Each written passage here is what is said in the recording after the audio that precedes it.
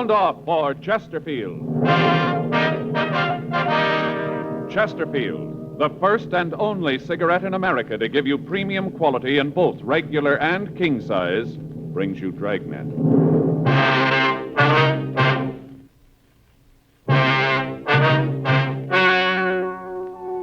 Ladies and gentlemen, the story you are about to hear is true. The names have been changed to protect the innocent.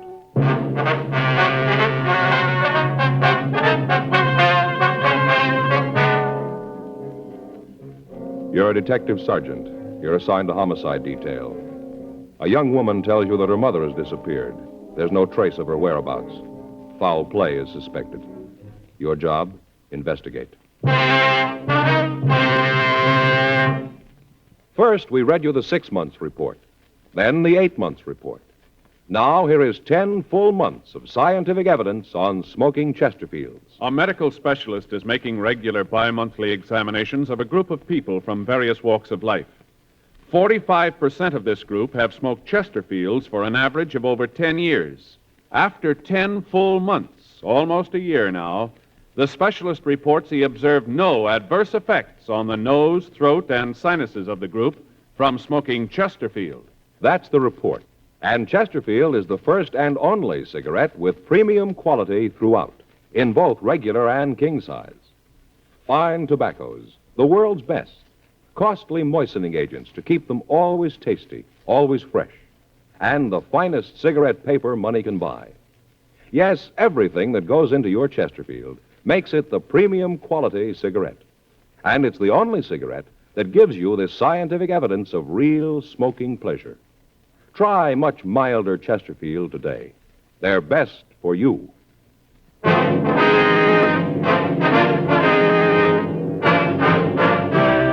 Dragnet, the documented drama of an actual crime. For the next 30 minutes, in cooperation with the Los Angeles Police Department, you will travel step by step on the side of the law through an actual case transcribed from official police files.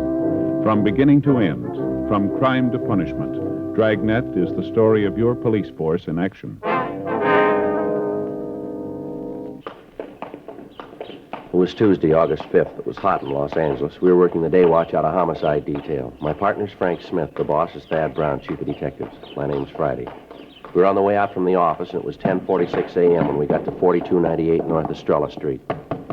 The front door. Hot. Yeah, it sure is. Yes, Mrs. What's her name? Randall, Ella Randall. Mm-hmm. Did she say what this was about? I just said that her mother had disappeared. She wanted to talk to us about it. Uh-huh. Yes? Ms. Randall? Yes, that's right. Police officers, ma'am. Oh, yes, come in, won't you? Thank you. Thanks, It's ma'am. warm out. I think I'll leave the door open. Hope the flies don't come in. My name's Friday, Mrs. Randall. This is my partner, Frank Smith. How do you do? How you do, ma'am? Could you tell us just what it is you want to see us about? Well, of course. Sit down, won't you? Thank you, Miss Randall. Would you like some tea or something? I have some ready in the kitchen. No, thanks. Just what was it about your mother, Mrs. Randall? Now that you're here, I guess maybe I could be wrong about it. I was so sure. Well, just what is it, ma'am? Well, Mama's gone. I don't know how long it's been, but she isn't with Papa. Well, what's your mother's name, Ms. Randall? Bertha Schroeder. My father's Henry. Uh-huh. What makes you think there might be something wrong? You said on the phone that you were pretty sure that something had happened to her. Well, yes, I guess I ought to start at the beginning. It's kind of a dull story, but maybe it's the best way. All right, ma'am. You sure you wouldn't like a glass of iced tea? No, thanks, ma'am. Thanks just the same. Mind if I get some? Just take a minute. All right. Hey, it's a nice place, huh? Yeah, it is. Sure decorated nice. Hey, look at those trivets. What? Trivets. Those little things over the fireplace, those brass Oh, trivets. yeah. Faye's been wanting some of those. He used to use them to hold irons, you know. They get hot, and you put them on the ironing board so they won't burn the cloth. Put them on those things. Yeah. I brought a couple extra glasses in case you decided you wanted some. Well, if you just go ahead with the story, Ms. Randall. Yes, well, to understand it, really, you'd have to know Papa. Mm-hmm. He came over to this country when he was just a boy, only about 16 or so. Landed here and couldn't speak more than a dozen words of English. Went to work in New York. Worked as a construction man. Worked hard. Met Mama there, and they got married. Right after that, they moved out here. Bought a house, and Papa went into business for himself. Yes, ma'am. Well, maybe it was the life he'd had when he got here. I don't know, but he always treated Mama like she was so much dirt. Mean. Time went on, he got meaner to her. Remember when us kids were in school, he used to yell at her all the time. He'd get in a mood, and he wouldn't talk to any of us for days at a time. Is that so? I never knew how Mama took it. She never said anything, just stand there and let him scream at her. And when he was finished, she'd just kind of shrug her shoulders and take his kids out of the house, walk around for a while, and then go back to the house. By that time, Papa was so mad he wouldn't talk to anyone. Go ahead.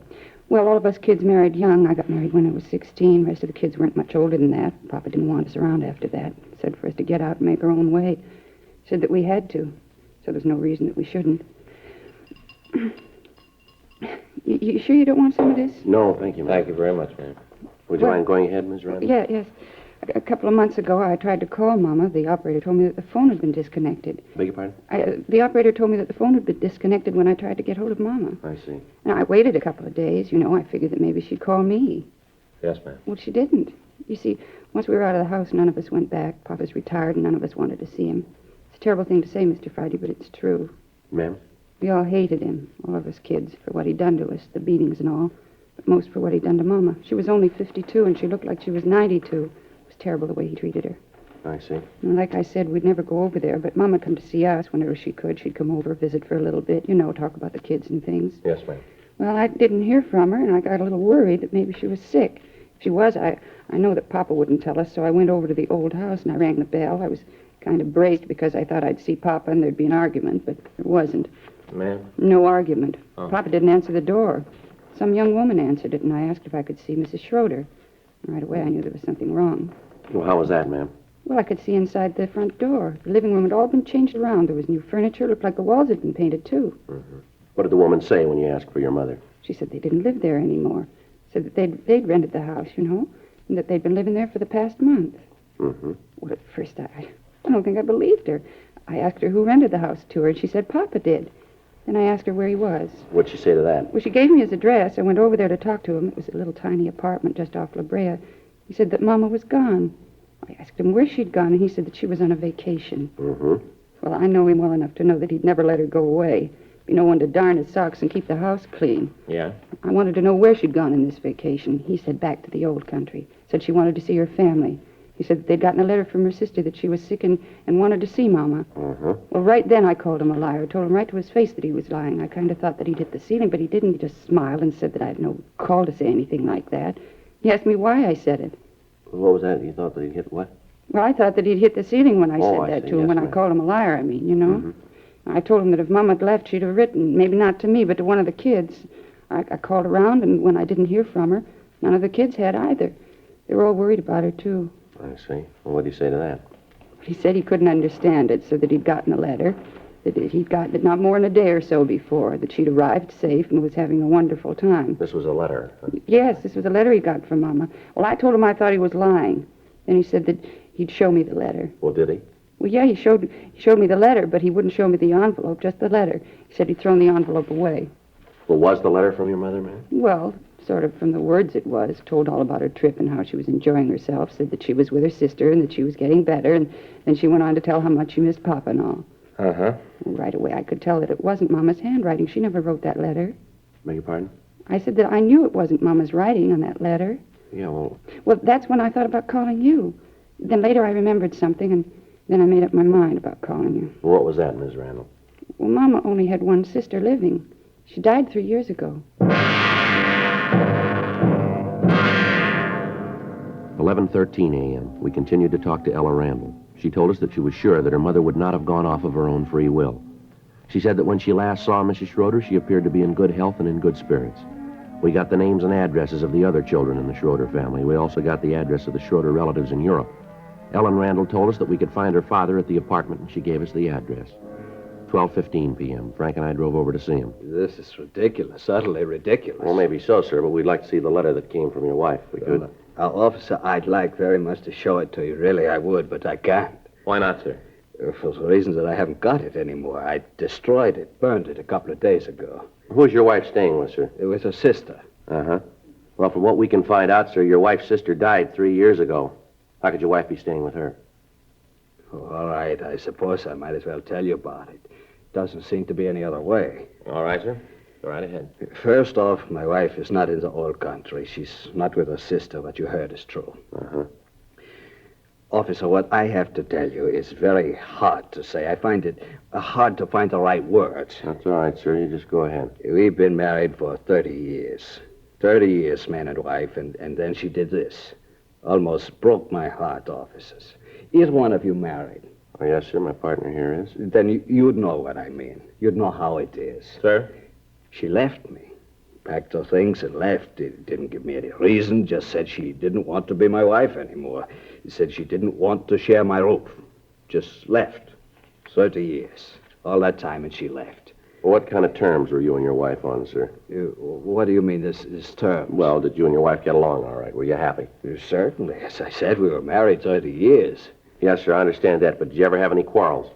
Sergeant, all married people have quarrels. Maybe the house isn't clean, maybe dinner isn't big enough, maybe the children get too loud. All married couples have quarrels. It's part of living together. Well, from what we understand, sir, some of the arguments you and your wife had were pretty serious. The people who said that are liars. They seem pretty sure. Liars, that's what they are. Oh, sometimes maybe I'd forget myself, get a little loud, but serious, never. How'd you get along with your children, Mr. Schroeder? My children? Yes, sir, that's right. How'd you get along with them?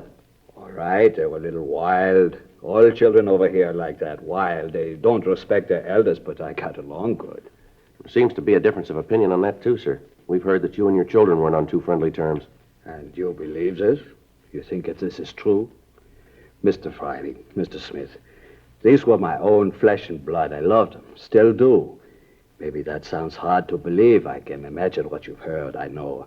I've heard about this before. I know who told you. You didn't think I'd know, but I do. It was Ella, wasn't it?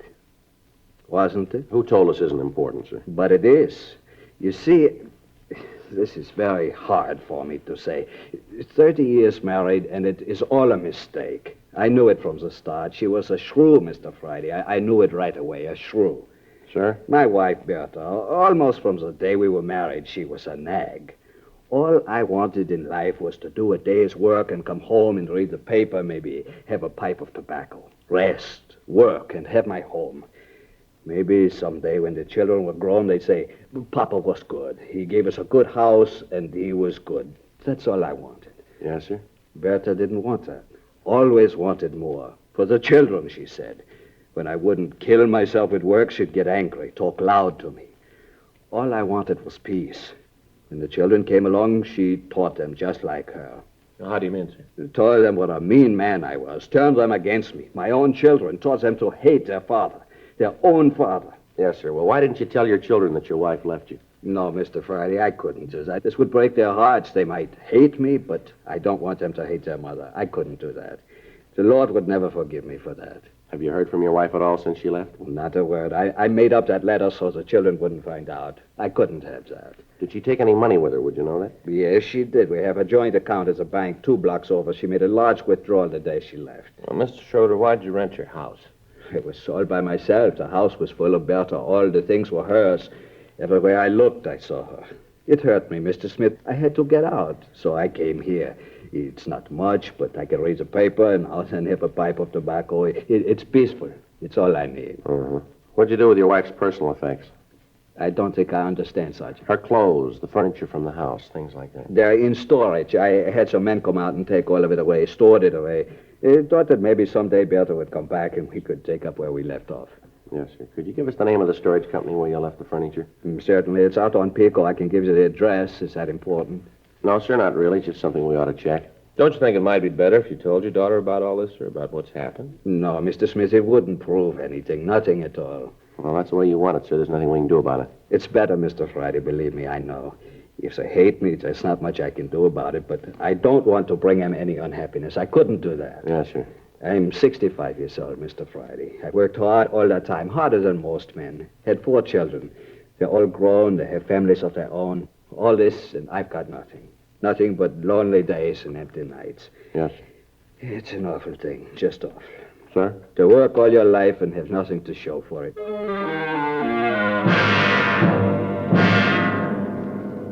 1:37 p.m. We got the address of the storage company from Henry Schroeder, and then Frank and I left to go back to the office. At this point, we had 2 stories. Both of them could be true. Both of them could be lies. There was no way of knowing. In the meantime, it was merely a matter of checking. Until it could be proved one way or the other, there was little action we could take. 2:15 p.m. Frank and I checked back into the office, and I put in a call to the storage house. Yes, sir. I'll wait while you're checking, huh? I don't know, Joe. Sure seems like the old guy's telling the truth. Well, we check this out, we'll know one way or the other. Such a nice little guy. Seems hard to believe that he'd do anything wrong. Yes, sir. Yes, sir, what was that? Uh-huh. Could you tell me when? What was the name? Mm-hmm. That's right. Yes, sir. All right. Uh-huh. Thanks very much. It's Joe Friday. F-R-I-D. Yeah, that's right. Michigan 5211, extension 2521. Right. All right, thanks again. How about it? He stored the furniture, all right. Yeah. They remembered him. Talked to him a couple of weeks ago. Uh-huh. Told him to sell everything.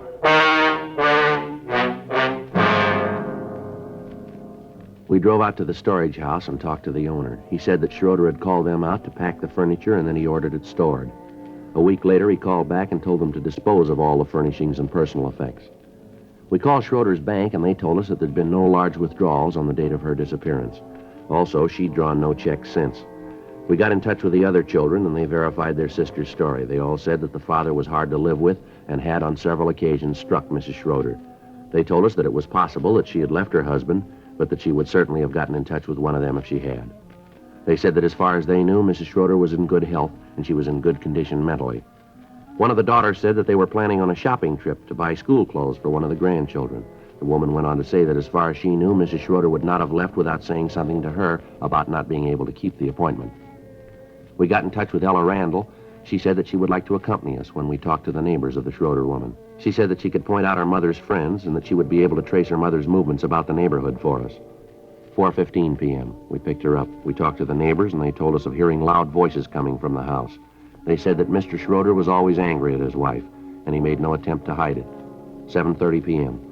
We went on to talk to the people who had rented the Schroeder home. Come on in. Thank you very much, Mr. Armstrong. It's my partner, Frank Smith. This is Mrs. Randall. Yes, Mrs. Randall, I've met before. How are you, Mrs. Randall? How are you, Mr. Armstrong? Now, what's this all about? We'd like to ask you some questions about the Schroeders, if we could. Well, Mrs. Randall here would be able to answer them better for you. They're her parents. Well, yes, sir. We'd like some information from you, if we could. All right, go ahead. Don't think there's much I can tell you. Did you see Mrs. Schroeder when you rented the house? No, come to think about it, I didn't. Mr. Schroeder talked about her, but I didn't see her when we took the house. Uh-huh. How'd Mr. Schroeder act when you rented the place? I don't think I understand. Well, did he seem upset? Anything at all unusual about him? As a matter of fact, there was. What was that, sir? Well, the house was kind of old. You know, paint missing from some of the woodwork. Some of the paper was a little faded, and we asked him if he planned to fix it up before we moved it. You know, if he'd foot the bill. Yes, sir. We understand. Well, right away, I kind of expected an argument. He just seemed like that kind of a guy. You know, who wouldn't spend a nickel he didn't have to. Mm-hmm. Wasn't like that. Just smiled and said anything that we wanted, he'd have done. Real nice. Sure hasn't caused any trouble. Of course, there's no reason for him to. We pay the rent on time, take care of the lawn and the flowers. I think we're pretty good tenants. Sure is a difference. Never looked like this when we lived here. I remember that Mama would ask him to paint the place a little. Always raise the roof. Said there wasn't any reason to do it. Said to wait until the kids were grown and appreciated a house. Not like that with us. Well, he was with his own family. Even when we were gone, after we left the house, he said that there wasn't any reason to fix the place up. Said that Mama and him were the only people who ever saw the inside of it, and it didn't matter to them. Like I said, couldn't ask for a better landlord. Well, I kind of hate to ask this. Yeah? Well, I wondered if I could see the rest of the house. I'd kind of like to see what he did to it. Well, I guess it's okay.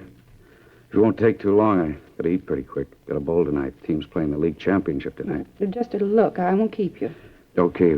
Well, you know the house. Yes. This is the living room. Bedrooms are down the hall. This is dining room. Oh, pretty paper. It made Mama so happy to have this. Here's a bath. All new tile, just beautiful. Yeah, makes it nice. Mm. It's a master bedroom. This was Papa's room. Sure is nice. Oh, look at the pretty curtains. Those are ours. We said he'd put drapes in every one of them, but Oh. Sally, it's a wife. She likes curtains. Uh-huh. I do, too. Use this for the oldest boy. This was Mom's room. Oh, it's just beautiful. That's a beautiful carpet. Yeah, he put that in, too. Didn't even have to ask for that. It's his own idea. Wall-to-wall carpeting. Mama always wanted it. The only room in the house that has it. Do you have a cellar in this house, Mr. Armstrong? Yeah. We use it for the freezer. Sally puts up canned goods in the summer. Keep them down there. I wonder if we could see it, please. Sure, but there isn't any change down there. He didn't do anything with the cellar. Yes, sir. It's all right, though. We'd like to see it. Oh, sure. Like to make it fast, though. I gotta eat, you know. Yes, sir, we understand. It won't take very long here. Church is down this way. Had to run electricity down there for the freezer. I guess he'd have done it, but it was just an extension cord. Thought about having it done permanently, but no real reason to. I understand. I'll go ahead and get the light. Yes, sir. You want to wait here, Miss Randall? Why? Well, no reason, ma'am. We just thought it might be better. Well, all right. I'll wait in the living room. All right, thank you. Come on, Frank. Yeah. Not very big, just room enough for the freezer and a few shelves. Uh-huh. Cement floor, huh? Yeah. Frank, Yeah? you want to swing that light up here? I want to check something here. Oh, sure. What's this room under, Mr. Armstrong? I mean, what's above it? Let's see. That'd be the master bedroom about to there. Uh-huh. The room next would begin there. That'd be Mrs. Schroeder's room, wouldn't it? From what Mrs. Randall said, yeah. Uh-huh. You got a piece of paper, sir? I'd like to get up on the freezer. I don't want to scratch it here. Why, something you want? Well, I just like to look. Have a piece of paper, cardboard, anything, cloth? I don't see any. Go ahead. Just don't scrunch your feet around. It'll be all right. All right, sir. All right, Frank. Swing the light around, will you? Yeah. What is it, Joe? I'm not sure. You got your flash? Yeah, here you go. Okay. What is it? What do you see up there? We better call the crime lab and get them out here. What is it? Seep through the flooring up there. Yeah? Looks like blood.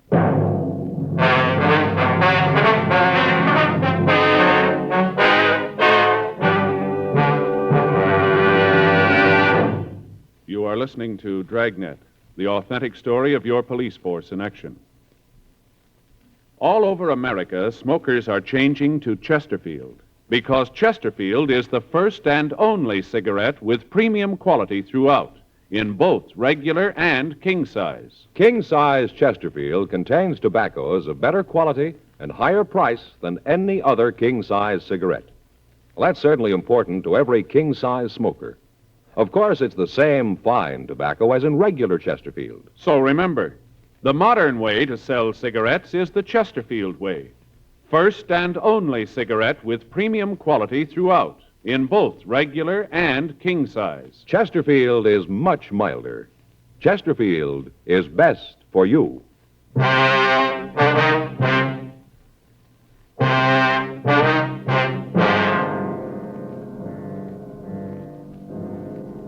8:14 p.m.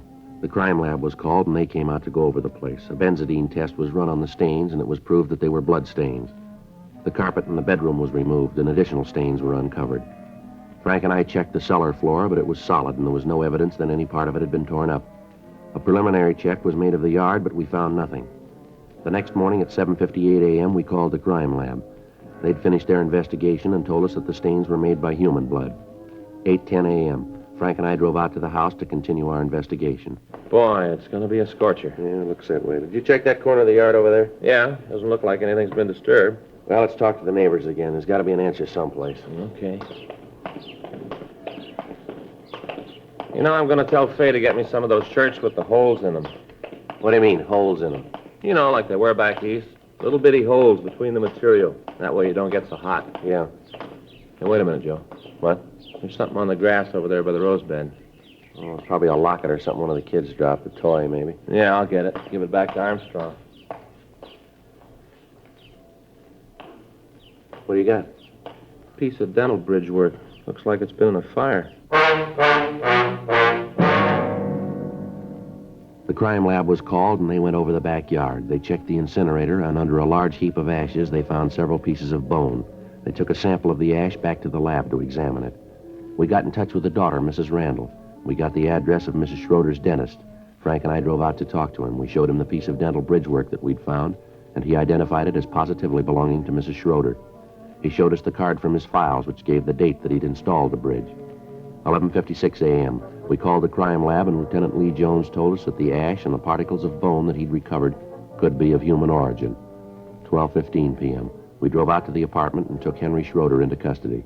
We talked to him in the interrogation room. I don't understand all this. None of it makes any sense. Well, it's pretty simple, Schroeder. Simple? You say that I killed Bertha, and you say it's simple. How can you say that? Why do you say that? You must have a reason. I've told you all I know. A couple of things you didn't tell the truth about, sir. What? You said that just before your wife left you, she made a large withdrawal from your account, didn't you? That's right, she did. She did take some money. Well, in checking your bank account, we found no record of any such withdrawal. You've got no right to go through my bank account. You've got no right. This is a murder investigation, Schroeder. We've got a right to clear it up. But she did take the money. She did. You've got to believe me. It's a little hard to do, Schroeder. Since your wife disappeared, she hasn't drawn any money out of your account.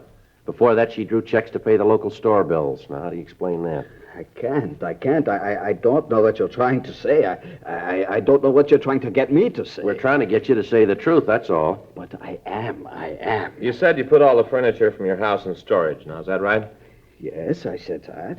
You said you wanted to keep it in case your wife came back and you two started all over again? Yes, that's the truth. We checked the storage company. They told us you called them and ordered everything sold. Told them to sell it as soon as possible. Now, how do you explain that? You're getting me so confused, I can't think. And we checked the house, the one where you and your wife lived. We found bloodstains, lots of them. They're human blood. I don't know. I don't know. People who live there now said that you put a carpet over the floor. Only room in the house that has a carpet. They say it was your idea.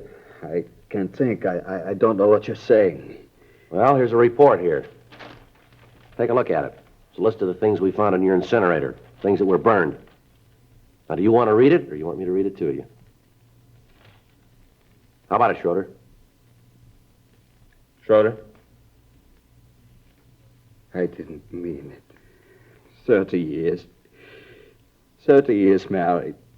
I didn't mean to do it. I came home late. Real late. I'd been drinking. We had words. I hit her. I don't know what happened. I knew what I was doing. I kept hitting her. Then she was dead. I didn't mean to do it. I didn't mean to. She turns the kids against me. Turned everybody against me. 30 years married. She turned everybody against me. I'm afraid you got it wrong, mister. Huh? You did that yourself. The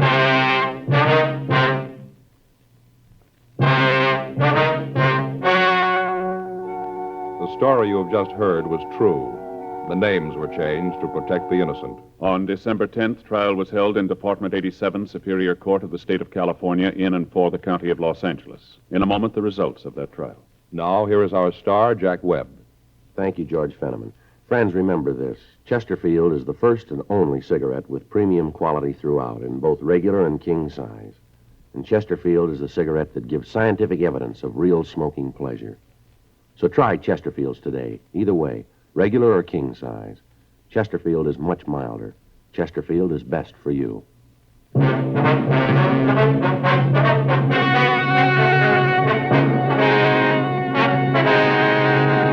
Henry Rudolph Schroeder was tried and convicted of murder in the first degree. He was executed in the lethal gas chamber at the State Penitentiary, San Quentin, California.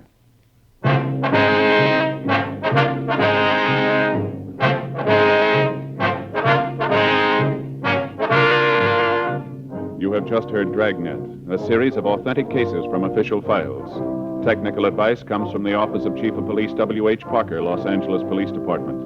Technical advisors, Captain Jack Donahoe, Sergeant Marty Wynn, Sergeant Vance Brasher. Heard tonight were Ben Alexander, June Whitley, Harry Bartell. Script by John Robinson. Music by Walter Schumann. Hal Gibney speaking. For a million laughs, tune in Chesterfield's Martin and Lewis show Tuesday night on this same NBC station. And sound off for Chesterfield, regular or king size. You'll find premium quality Chesterfields much milder. Chesterfield is best for you. Chesterfield has brought you Dragnet transcribed from Los Angeles.